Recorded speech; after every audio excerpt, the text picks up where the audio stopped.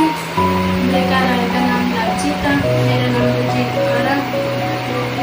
मेरी डिलीवरी होने वाली सी, मेरे 2 दिन का बच्चा सीगे ते उन्होंने आगे 1 महीने ਦੇ ਵਿੱਚ जन्म लिया। 1 महीने ਦੇ ਵਿੱਚ ਤਾਂ ਅਸੀਂ ਦਿਖਾਉਣ ਗਏ ਨਰਸਾਂ ਨੂੰ, ਤਾਂ ਨਰਸਾਂ ਕਹਿੰਦੀਆਂ ਕਿ ਇਹਦੀ ਡਿਲੀਵਰੀ ਨਹੀਂ ਹੋ ਗਈ।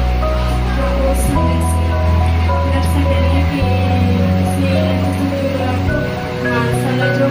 ਅਸੀਂ ਮਾਨਸਾ ਗਏ ਤਾਂ ਮਾਨਸਾ ਵਾਲੇ ਕਹਿੰਦੇ ਕਿ ਅਸੀਂ ਕੇਸ ਨਹੀਂ ਕਰਦੇ, ਕੇਸ ਸੀਰੀਅਸ ਆ, ਕਹਿੰਦੇ ਪਟਿਆਲੇ ਲੈ ਜਾਓ। ਪਟਿਆਲੇ ਲੈ ਕੇ ਅਸੀਂ ਪਟਿਆਲੇ ਤੋਂ ਨਰਸਾਂ ਕਹਿੰਦੀਆਂ ਕਿ ਇਹਦਾ ਤਾਂ ਵੱਡਾ ਆਪਰੇਸ਼ਨ ਹੋਊਗਾ, ਇਹਦਾ ਬੱਚੇ ਟੇਢੇ ਆ ਕੇ ਤਾਂ ਜਨਮ ਨਹੀਂ ਲੈ ਰਹੇ ਸੀਗੇ ਬੱਚੇ ਉਸ ਸਮੇਂ, ਅਤੇ ਉਹਨਾਂ ਨੇ ਵੱਡਾ ਆਪਰੇਸ਼ਨ ਕੀਤਾ।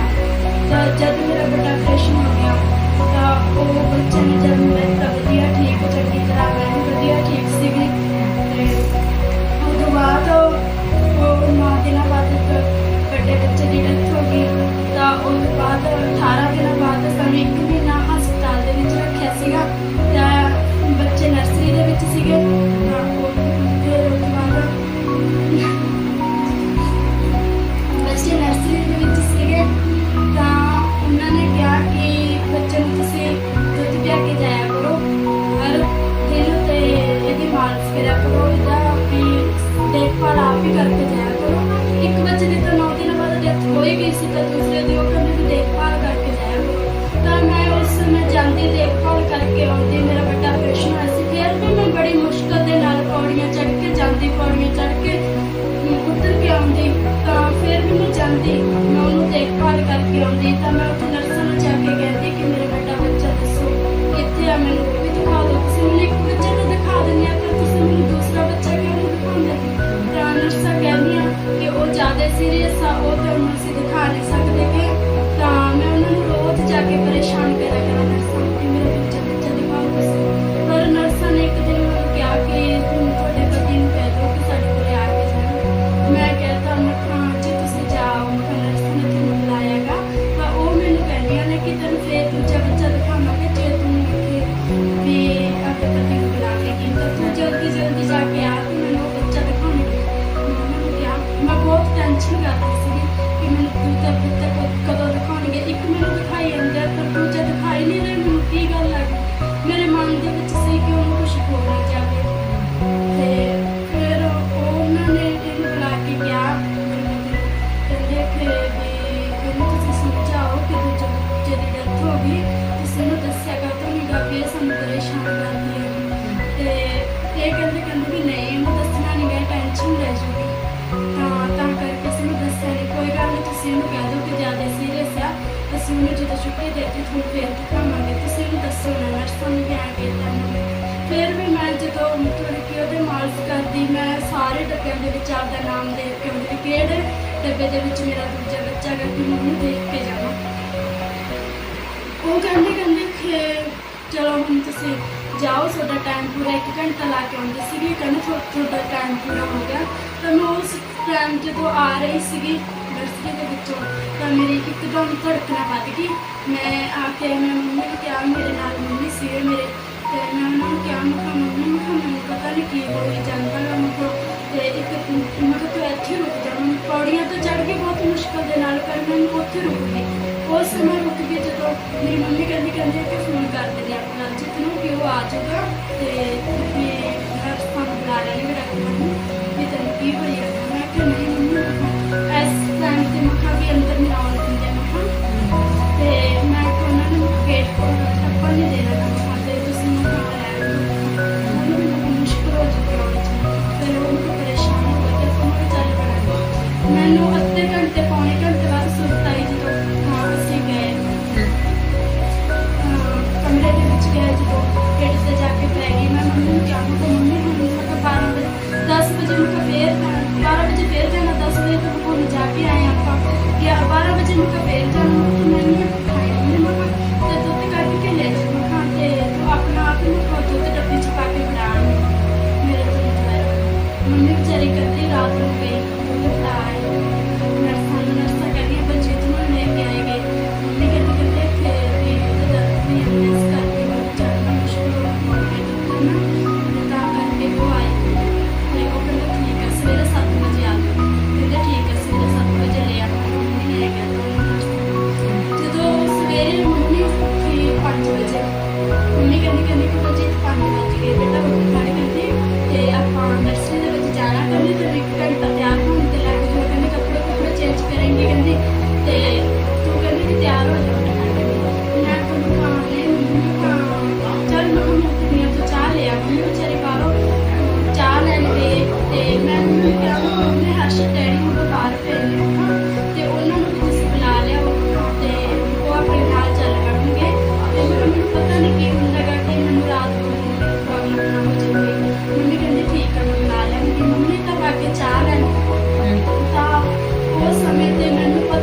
ਉੱਥੇ ਪਈ ਨੂੰ ਕੀ ਹੋ ਗਿਆ, ਮੈਨੂੰ ਦੁਬਾਰੇ ਨੀਂਦ ਆ ਗਈ।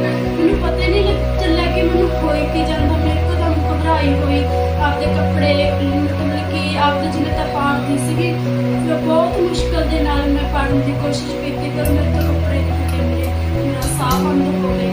ਤਾਂ ਮੈਨੂੰ ਦਵਾ ਮੈਂ ਬੈਠ ਤੇ ਹੱਥ ਮਾਰਿਆ ਕਿ ਮੈਨੂੰ ਕੁਛ ਮਿਲ ਜੇ, ਮੇਰੀ ਆਵਾਜ਼ ਨਾ ਨਿਕਲੇ ਕਿ ਮੈਂ ਕਿਸੇ ਨੂੰ ਕਹਿ ਦਾਂ। ਬਹੁਤ ਜਣੇ ਸੀ ਹਸਪਤਾਲ ਦੇ ਵਿੱਚ, ਮੇਰੀ ਆਵਾਜ਼ ਨਾ ਨਿਕਲੇ ਕਿ ਮੈਂ ਕਿਸੇ ਨੂੰ ਕਹਿ ਦਾਂ ਕਿ ਮੈਨੂੰ ਵਾਪਸ ਆ। ਤਾਂ ਮੈਨੂੰ ਜਦੋਂ ਫੋਨ ਮਿਲਿਆ ਤਾਂ ਮੈਂ ਫੋਨ ਲਾਇਆ, ਮੈਂ ਆਖਿਆ ਜੀ ਤੁਸੀਂ ਮੈਂ ਜਲਦੀ ਆ ਜਾਓ। ਤੇ ਮੈਨੂੰ ਪਤਾ ਨਹੀਂ ਮੈਂ ਕੀ ਹੋਈ ਜਾਂਦਾ ਗਾ, ਤੇ ਪਤਾ ਨਹੀਂ ਮੈਂ ਬਚੂੰਗੀ ਜਾਂ ਨਾ ਬਚੂੰਗੀ, ਮੈਨੂੰ ਜਲਦੀ ਆ ਜਾਓ। ਤਾਂ ਉਹ ਆ ਗਏ। ਜਦੋਂ ਉਹਨਾਂ ਨੇ ਕੁਛ ਵੀ ਟਾਈਮ ਨਹੀਂ ਲਾਇਆ, ਆ ਗਏ ਨਾਲ ਲੈਣ, ਪਤਾ ਲੱਗ ਗਿਆ ਕਿ ਇਹਨੂੰ ਕੁਛ ਹੋਈ ਜਾਂਦਾ। ਉਹਨਾਂ ਨੇ ਮੈਨੂੰ ਪਾਣੀ ਪੂਣ ਦਿੱਤਾ, ਪਾਣੀ ਮੇਰੇ ਨਹੀਂ ਲੰਘਿਆ। ਤਾਂ ਨਰਸਾਂ ਨੂੰ ਬੁਲਾਇਆ, ਡਾਕਟਰ ਆ ਗਏ, ਸਾਰੇ ਇਕੱਠੇ ਹੋ ਗਏ। ਤਾਂ ਮੈਨੂੰ ਲੈ ਕੇ ਚੁੱਕ ਕੀਤਾ ਨਰਸਾਂ ਨੇ।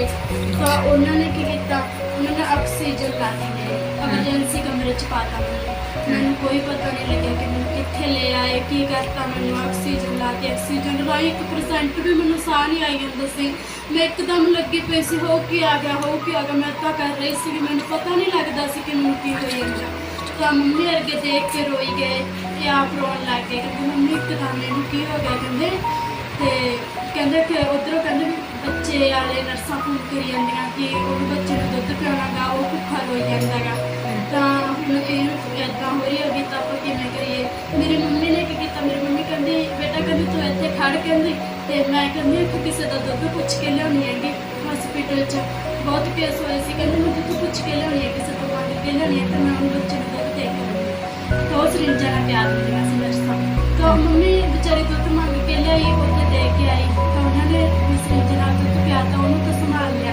ਤਾਂ ਮੈਨੂੰ ਡਾਕਟਰ ਕਹਿੰਦਾ ਇੱਕ ਦਿਨ ਪੂਰਾ ਲਾਤਾ ਮੇਰੇ ਟੈਸਟ ਕਰਦੇ, ਵੱਡੇ ਤੋਂ ਵੱਡਾ ਟੈਸਟ ਕੀਤਾ। ਤੇ ਉਹ ਕਹਿੰਦੇ ਵੀ ਸਾਡੇ ਤੋਂ ਉਸ ਤੋਂ ਬਾਹਰ ਆ ਗਏ, ਪਤਾ ਨਹੀਂ ਕੀ ਹੋ ਗਿਆ।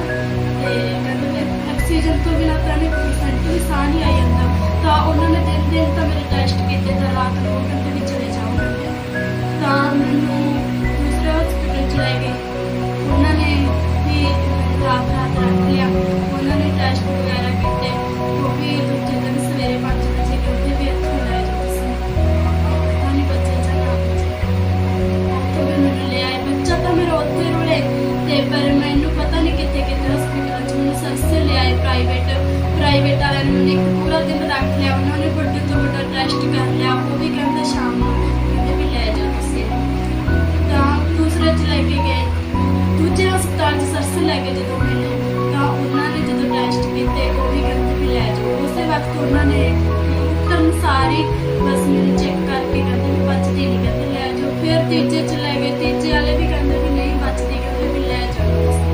ਉਹਨਾਂ ਨੇ ਮੇਰੇ ਮੂੰਹ ਤੇ ਕਹਿਤਾ, ਕਹਿੰਦੇ ਆਕਸੀਜਨ ਤੋਂ ਬਿਨਾਂ ਤਾਂ 1% ਸਾਹ ਨਹੀਂ ਆਉਂਦਾ। ਤਾਂ ਉਹ ਚੁੱਕੀ ਕਿਹੜੇ ਹਿਸਾਬ ਨਾਲ, ਕਹਿੰਦੇ ਇਹਨੂੰ ਤਾਂ ਹਾਰਟ ਦੀ ਬਿਮਾਰੀ, ਬਹੁਤ ਉਹਨਾਂ ਨੇ ਬਿਮਾਰੀਆਂ ਦੱਸੀਆਂ।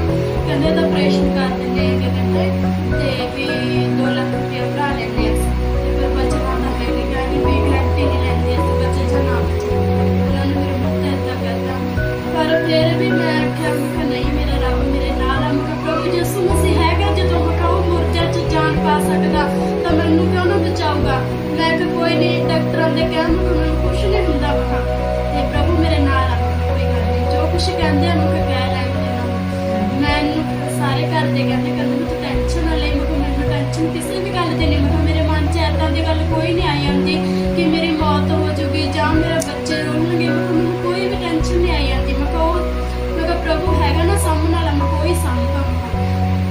ਤਾਂ ਉਸ ਟਾਈਮ ਬਸ ਸ਼ਾਮ ਨੂੰ ਪੈਸੇ ਭਰਾ ਕੇ ਉਹਨਾਂ ਨੇ ਜਿਹੜੇ ਹਸਪਤਾਲ 'ਚ ਜਾਂਦੇ ਸੀ, ਪੈਸੇ ਭਰਾ ਕੇ ਅਗਲੇ ਦਵਾਈ ਬੂਟੀ ਮਾੜੀ ਮੋਟੀ ਟੀਕਾ ਲਾਉਂਦੇ ਤਾਂ ਛੁੱਟੀ ਦੇ ਦਿੰਦੇ। ਮੇਰੇ ਨਸਾਂ 'ਚੋਂ ਖੂਨ ਵੀ ਨਿਕਲ ਨੂੰ ਹਟ ਗਿਆ। ਜਦੋਂ ਟੈਸਟ ਕਰਦੇ ਕਹਿ ਦਿੰਦੇ ਇਹਦੇ 'ਚ ਖੂਨ ਤਾਂ ਹੈ ਨਹੀਂ, ਬਸ ਟੈਸਟ ਕਰਕੇ ਇਹਦੇ ਕਿੱਥੋਂ। ਤਾਂ ਫਿਰ ਉਹਨਾਂ ਨੇ ਮੇਰੇ ਪੈਰਾਂ 'ਚ ਬੋਤਲਾਂ ਲਾਉਣੀਆਂ ਸ਼ੁਰੂ ਕੀਤੀਆਂ। ਫਿਰ ਮੈਨੂੰ ਰਤਕ ਲੈ ਗਏ PGI 'ਚ। ਰਾਤ ਜਦੋਂ ਰਤਕ ਲੈ ਗਏ, ਰਤਕ ਵਾਲੇ ਜਦੋਂ ਤਾਰਿਆ ਉੱਥੇ ਜਾ ਕੇ ਵੱਡੇ ਤੋਂ ਵੱਡਾ ਟੈਸਟ ਉਹਨਾਂ ਨੇ ਕਰ ਲਿਆ।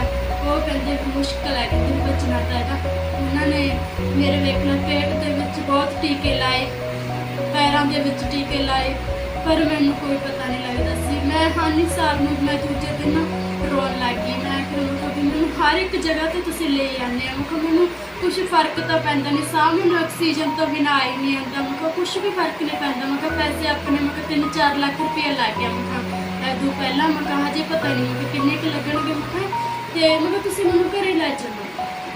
ਤਾਂ ਮੰਮੀ ਵਰਗਿਆਂ ਨੂੰ ਫੀਲ ਕੀਤਾ ਤਾਂ ਇਹ ਰੋਣ ਲੱਗ ਗਏ। ਆਪ ਕਹਿੰਦੇ ਕਿ ਵੀ ਮੰਮੀ ਕਹਿੰਦੇ ਵੀ ਡਾਕਟਰ ਤਾਂ ਜਵਾਬ ਦੇ ਜਾਂਦੇ ਆ ਵੀ ਇੰਨੇ ਪੈਸੇ ਭਰਾ ਕੇ ਵੀ ਅਸੀਂ ਵੀ ਗਰੰਟੀ ਨਹੀਂ ਕਰਦੇ ਗੇ ਵੀ ਬੱਚੇ ਜਾਂ ਨਾ ਬੱਚੇ। ਤਾਂ ਰੋਣ ਲੱਗ ਕੇ ਕਹਿੰਦੇ ਕਿ ਵੀ ਮੇਰਾ ਚਲੋ ਛੋਟਾ ਕਾਕੂ ਦੇ ਤਾਂ ਐ ਸੀ ਵੀ ਉਹਨਾਂ ਨੇ ਨਰਸਾਂ ਨੇ ਦੱਸ ਰੱਖਿਆ ਸੀ ਉਹਨਾਂ ਨੂੰ ਬੱਚੇ ਜਾਂ ਨਾ ਬੱਚੇ। ਕਹਿੰਦਾ ਵੀ ਵੱਡਾ ਵੀ ਰੁੱਲ ਜੂਗਾ, ਉਹ ਵੀ ਹਜੇ 1.5 ਸਾਲ ਦਾ ਸੀਗਾ, ਉਹ ਵੀ ਰੁੱਲ ਜੂਗਾ। ਕਹਿਣ ਲੱਗ ਗਏ ਵੀ ਹੁਣ ਕਿੱਧਰ ਨੂੰ ਜਾਈਏ ਕੀ ਕਰੀਏ। ਤਾਂ ਉਹ ਕਹਿੰਦੇ ਬਠਿੰਡੇ ਲੈ ਜਾਓ, ਬਠਿੰਡੇ ਤੁਹਾਨੂੰ ਵੀ ਡਾਕਟਰ ਦੱਸ ਦੇਊਗਾ ਵੀ ਤੁਸੀਂ ਕੀ ਕਰਨਾ ਹੈਗਾ ਤੇ ਨਹੀਂ ਇਹਦੀ ਘਰੇ ਜਾ ਕੇ ਸੇਵਾ ਕਰਨਾ ਤੁਸੀਂ। ਮੰਮੀ ਕਹਿੰਦੀ ਪੁੱਤ ਕਹਿੰਦੀ ਆਪਣੇ ਨਾਲ ਜੋ ਵੀ ਕੁਛ ਹੁੰਦਾ ਕਹਿੰਦੀ ਤਾਂ ਕੋਈ ਨਹੀਂ ਕਹਿੰਦੀ ਕਿ ਆਪਾਂ ਘਰ ਜੋ ਵੀ ਆਪਣੇ ਕਹਿੰਦੀ ਕੁੜਮਾ ਬੰਨਾਂ ਨੇ ਕਹਿੰਦੀ ਆਪਣੇ ਕੋਲ ਕੀ ਨਹੀਂ ਕਹਿੰਦੀ ਆਪਣੇ ਕੋਲ ਹਰ ਇੱਕ ਚੀਜ਼ ਹੈ ਕਹਿੰਦੀ ਘਰ ਆਪਣੇ ਕੁੜਮਾ ਆਪਣੇ ਪਸ਼ੂ ਆਪਣੇ ਕਹਿੰਦੇ ਆਪਾਂ ਸਭ ਕੁਝ ਵੇਚ ਦਾਂਗੇ ਪਰ ਇਹਦੀ ਜਾਨ ਬਚਣੀ ਚਾਹੀਦੀ ਹੈ। ਕੋਈ ਨਹੀਂ ਕਹਿੰਦੀ ਜੋ 2 ਲੱਖ ਰੁਪਇਆ ਭਰਾ ਕੇ ਵੀ ਕਹਿੰਦੇ ਜੇ ਇਹਦੀ ਜਾਨ ਬਚ ਜੂਗੀ ਤਾਂ ਆਪਾਂ ਦੋ ਵੀ ਕਹਿੰਦੇ ਕਿ 3 ਭਰ ਦਾਂਗੇ ਪਰ ਕਹਿੰਦੀ ਇਹਦੀ ਜਾਨ ਬਚਣੀ ਚਾਹੀਦੀ ਹੈ। ਮੰਮੀ ਨੇ ਇਹ ਹੌਸਲਾ ਦਿੱਤਾ ਤਾਂ ਉਹ ਕਹਿੰਦੇ ਠੀਕ ਆ ਮੰਮੀ ਅਸੀਂ ਲੈ ਕੇ ਆਉਂਦੇ ਆ। ਤਾਂ ਮੰਮੀ ਵਰਗਿਆਂ ਨੇ ਘਰੇ ਪ੍ਰਾਰਥਨਾ ਰੱਖ ਲਈ, ਸੰਗਤ ਰੱਖ ਲਈ। ਜਦੋਂ ਤਾਂ ਸਰ ਆਏ ਵੱਡੇ ਸਰ ਕਹਿੰਦੇ ਕਿ ਵੀ ਆਪਾਂ ਪ੍ਰਾਰਥਨਾ ਵੀ ਬਲਜੀਤ ਦੇ ਨਾਮ ਦੀ ਘਰੇ ਕਰਾਂਗੇ। ਤਾਂ ਉਹਨਾਂ ਨੇ ਪ੍ਰਾਰਥਨਾ ਸ਼ੁਰੂ ਕੀਤੀ। ਮੰਮੀ ਵਰਗੇ ਕਹਿਣ ਲੱਗ ਗਏ ਕਹਿੰਦੇ ਕਿ ਵੀ ਜਦੋਂ ਤੁਸੀਂ ਹਸਪਤਾਲ ਦੇ ਵਿੱਚੋਂ ਤੁਰ ਪਏ ਤਾਂ ਉਸ ਟਾਈਮ ਤੇ ਸਾਨੂੰ ਦੱਸ ਦਿਓ। ਤੇ ਕਹਿਣ ਲੱਗੇ ਉਸ ਟਾਈਮ ਜਦੋਂ ਅਸੀਂ ਤੁਰ ਪਏ ਉੱਥੋਂ ਤੁਰੇ ਤਾਂ ਜਦੋਂ ਅਸੀਂ ਰੋਹਤਕ ਤੋਂ ਤੁਰ ਪਏ ਤਾਂ ਉਹਨਾਂ ਨੇ ਮਤਲਬ ਕਿ ਫੋਨ ਲਾ ਲਿਆ। ਫੋਨ ਲਾ ਕੇ ਹੁਣ ਮੇਰੇ ਕੰਨ ਨਾਲ ਲਾਤਾ। ਅਸੀਂ ਆਕਸੀਜਨ ਘਰੇ ਲੱਗੀ ਹੋਈ ਸੀਗੀ। ਅਸੀਂ ਬਸ ਅੱਧਾ ਕੁ ਘੰਟਾ ਲੱਗਿਆ ਸਾਨੂੰ। ਇੰਨਾ ਕੁ ਸਮਾਂ ਜਦੋਂ ਅਸੀਂ ਬੀਤ ਕੇ ਅੱਗੇ ਆ ਗਏ ਤਾਂ ਉਹ ਤੋਂ ਬਾਅਦ ਮੈਂ ਆਪਣਾ ਆਪ ਮਤਲਬ ਕਿ ਮੈਂ ਪ੍ਰਾਰਥਨਾ ਆਪਣੇ ਮਨ 'ਚ ਕਰੀ ਜਾਂਦੀ ਸੀ। ਬੋਲਣਾ ਨਹੀਂ ਆਉਂਦਾ ਸੀ ਕਿਉਂਕਿ ਹਲੇ ਜਦੋਂ ਪਾਣੀ ਦੀ ਘੁੱਟਣੀ ਟੱਪਦੀ ਸੀ ਤਾਂ ਬੰਦੇ 'ਚ ਬੋਲਣ ਦੀ ਹਿੰਮਤ ਕਿੱਥੇ ਰਹਿੰਦੀ ਹੈਗੀ। ਰੋਟੀ ਪਾਣੀ ਤਾਂ ਡੱਬਣੇ ਕੀ ਆ। ਤਾਂ ਫਿਰ ਉਹਨਾਂ ਨੇ ਕਿਹਾ ਕਿ ਕਹਿੰਦੇ ਵੀ ਤੂੰ ਫੋਨ ਕੰਨ ਦੇ ਨਾਲ ਲਾਈ ਰਹਿ ਤੈਨੂੰ ਆਪੇ ਰੱਬ ਚੰਗਾ ਕਰੂਗਾ। ਮੈਂ ਠੀਕ ਆ ਮੈਂ ਫੋਨ ਕੰਨ ਆਪਣੇ ਆਪ ਮੇਰਾ ਨਾ ਦਾਇਨਾ ਹੱਥ ਖੜਾ ਹੋ ਗਿਆ। ਜਦੋਂ ਆਪਣੇ ਆਪ ਮੈਨੂੰ ਪਤਾ ਨਹੀਂ ਲੱਗਿਆ ਕਿ ਮੈਂ ਲੱਗੀ ਹੋਈ ਹਾਂ ਤਾਂ ਉੱਚੀ ਉੱਚੀ ਆਕਸੀਜਨ ਮੈਂ ਲਾ ਕੇ ਚਲਾ ਕੇ ਮਾਰੀ। ਉੱਚੀ ਉੱਚੀ ਮੈਂ ਪ੍ਰਾਰਥਨਾ ਕਰਨ ਲੱਗ ਗਈ ਤੇ ਮੇਰੇ ਨਾਲ ਸੀਗੇ 6-7 ਜਣੇ ਸੀਗੇ, ਡਾਕਟਰ ਸੀਗੇ ਤੇ ਇਹ ਆਪ ਸੀਗੇ। ਤਾਂ ਉਹ ਹੈਰਾਨ ਬਣ ਗਏ ਕਹਿੰਦੇ ਵੀ ਇਹਨੂੰ ਕੀ ਹੋ ਗਿਆ। ਤਾਂ ਸਾਰੇ ਵੀ ਪਰੇਸ਼ਾਨ ਚ ਹੋਏ ਝਾਕਣ ਲੱਗੇ ਮੇਰੇ ਵੀ ਇੱਕਦਮ ਇਹਨੂੰ ਕੀ ਹੋ ਗਿਆ। ਤਾਂ ਫਿਰ ਇਹਨਾਂ ਦੇ ਡੈਡੀ ਬੋਲਣ ਲੱਗੇ ਹਰਸ਼ ਦੇ ਕਹਿੰਦੇ ਕਿ ਵੀ ਤੁਸੀਂ ਟੈਨਸ਼ਨ ਨਾ ਲਓ ਇਹ ਪ੍ਰਾਰਥਨਾ ਕਰ ਰਹੀ ਇਹਨੂੰ ਕੁਛ ਨਹੀਂ ਹੋਇਆ।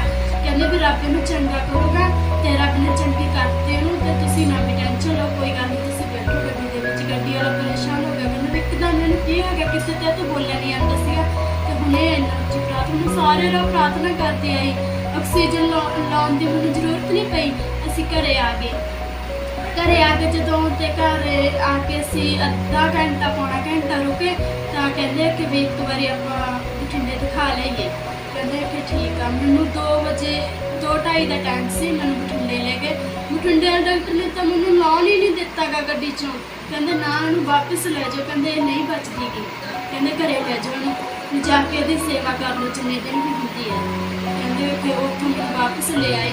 ਤਾਂ ਸਾਰੇ ਕਹਿੰਦੇ ਕਿ ਆਪਾਂ ਕਿਤੇ ਨਹੀਂ ਲੈ ਕੇ ਆਉਂਦੇ ਕਿਸੇ ਆਪਾਂ 9 ਹਸਪਤਾਲਾਂ 'ਚ ਲੈ ਗਏ। ਜਦੋਂ ਉਹਨਾਂ ਨੇ ਵੱਡੇ ਤੋਂ ਵੱਡੇ ਹਸਪਤਾਲ 'ਚ ਲੈ ਗਏ ਉਹਨਾਂ ਨੇ ਆਪਣੀ ਆਸ ਮੁਕਾਤੀ ਤਾਂ ਆਪਾਂ ਹੁਣ ਕਿਤੇ ਨਹੀਂ ਜਾਂਦੇ। ਆਪਣਾ ਸਹਾਰਾ ਪ੍ਰਭੂ ਯਿਸੂ ਮਸੀਹ ਆ। ਤਾਂ ਕਹਿੰਦੇ ਕਿ ਹੁਣ ਨਹੀਂ ਕਿਤੇ ਵੀ ਲੈ ਕੇ ਜਾਂਦੇ। ਇੱਕ ਗੋਲੀ ਤੱਕ ਨਹੀਂ ਲੈਤੀ। ਪ੍ਰਭੂ ਯਿਸੂ ਮਸੀਹ ਨੇ ਮੈਨੂੰ ਚੰਗਾ ਕੀਤਾ। ਮੈਂ ਘਰੇ ਉਹਦੇ ਤੇ ਭਰੋਸਾ ਕਰਕੇ ਰੱਬ ਤੇ ਆਸ ਰੱਖ ਕੇ ਮੈਂ ਘਰੇ ਬੈਠੀ। ਮੈਂ ਕਿਹਾ ਮੈਂ ਕਿਤੇ ਨਹੀਂ ਜਾਂਦੀ ਗੀ। ਤਾਂ ਮੈਂ ਤੱਕ ਚੁੱਕੀ ਹਾਂ। ਹੁਣ ਮੈਂ ਇੰਨੀਆਂ ਬੋਤਲਾਂ ਲਵਾ ਕੇ ਮੈਂ ਕਿਹਾ ਮੇਰੇ 'ਚ ਤਾਂ ਖੂਨ ਵੀ ਨਹੀਂ ਰਿਹਾ। ਮੈਂ ਕਿਹਾ ਮੇਰੇ 'ਚ ਹੈ ਨਹੀਂ ਆਸ ਹੁਣ ਚੱਲਣ ਦੀ। ਮੈਂ ਕਿਹਾ ਕਿ ਮੈਂ ਸੁਣੀਆਂ ਦੀ ਬਿਮਾਰ ਚੱਲ ਲੂਗੀ ਤੇ ਪਰ ਮੈਂ ਕਿਹਾ ਮੈਨੂੰ ਹੁਣ ਕਿਤੇ ਨਾ ਲੈ ਕੇ ਜਾਓ। ਤਾਂ ਨਲਕੀ ਮੇਰੇ ਲੱਗੀ ਹੋਈ ਸੀਗੀ। ਤਾਂ ਉਸ ਟਾਈਮ ਅਸੀਂ ਬਸ ਘਰੇ ਨਲਕੀ ਡਾਕਟਰ ਨੂੰ ਸੱਦਿਆ ਘਰੇ ਨਲਕੀ ਕਢਵਾਤੀ। ਤਾਂ ਪ੍ਰਭੂ ਨੇ ਮੈਨੂੰ ਆਪੇ ਉਹਨਾਂ ਨੇ ਮੈਨੂੰ 78 ਘੰਟਿਆਂ ਦੀ ਮੌਤ ਦਿੱਤੀ ਸੀ। ਕਹਿੰਦਾ ਜੇ ਇਹ 78 ਘੰਟੇ ਲੰਘ ਗਏ ਤੇ ਬਚ ਜੂਗੀ ਤਾਂ ਨਹੀਂ ਇਹ ਬਚੇਗੀ। ਇਹਦੀ ਡੈਥ ਹੋ ਚੁੱਕੀ ਕਹਿੰਦਾ ਕਿ ਠੀਕ ਆ। ਤਾਂ ਉਹਨਾਂ ਟਾਈਮ ਪ੍ਰਾਰਥਨਾ ਕੀਤੀ। 1%